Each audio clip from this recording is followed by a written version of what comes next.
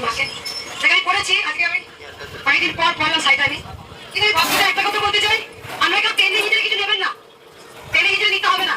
কারণ আপনাদের থেকে আমি ভালো করে জানি যে আপনাদের মঙ্গল করতেই হবে। হ্যালো, আপনাকে টেনে হিজড়ে নিতে হবে না, এমনি মা দেবে।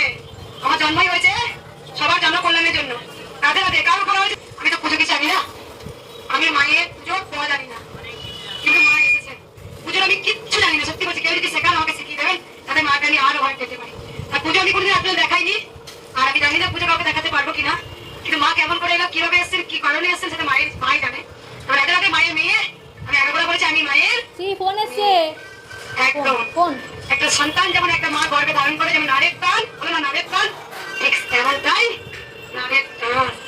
মা ছাড়া আমি অন্ধকার, মা ছাড়া আমি পথ বলেছি, এটাই আস্তে আস্তে হয়ে গেছে।